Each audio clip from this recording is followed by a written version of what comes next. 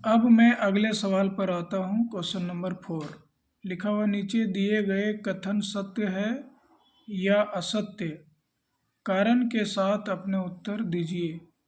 पहला नंबर में है प्रत्येक प्राकृत संख्या एक पूर्ण संख्या होती है, तो ये हो जाएगा सत्य, क्योंकि सभी प्राकृत संख्याओं और जीरो के संग्रह से पूर्ण संख्या बनती है। जैसे मान लीजिए हम एक एग्जांपल लेते हैं यहाँ पे, जैसे 0,1,2,3,4 डॉट डॉट डॉट डॉट। यहाँ एक से लेके इधर जितना भी प्लस में रहेगा वो प्राकृत संख्या है, और जीरो जब इसमें शामिल हो जाता है तो ये आपका हो जाता है पूर्ण संख्या। इसलिए प्रत्येक प्राकृत संख्या एक पूर्ण संख्या होती है, तो ये सत्य होगा। अब आते हैं नेक्स्ट,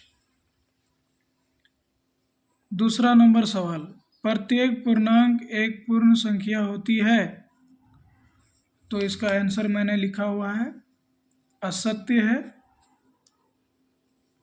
क्योंकि ऋणात्मक पूर्णांक जैसे कि -2 एक पूर्ण संख्या नहीं होती है। अभी मैंने बताया पूर्ण संख्या 0, 1, 2, 3, 4 सब प्लस में इधर होना चाहिए, लेकिन पूर्णांक जो लिखा जाता है वो माइनस में भी लिखा जाता है, इसलिए ये पूर्ण संख्या, ये जो पूर्णांक है वो पूर्ण संख्या नहीं होगी।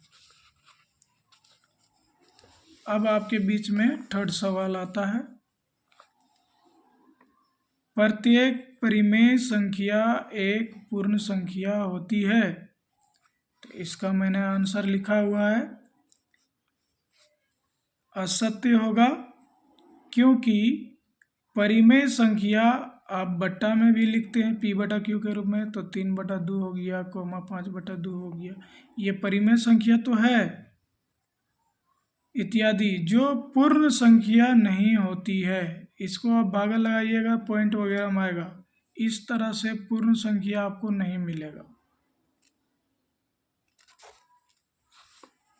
इसलिए ये आपका असत्य हो जाएगा। तो आई होप ये वीडियो आपके लिए हेल्पफुल होगा, और एक्सरसाइज यहाँ पर 1.1 ख़त्म होता है।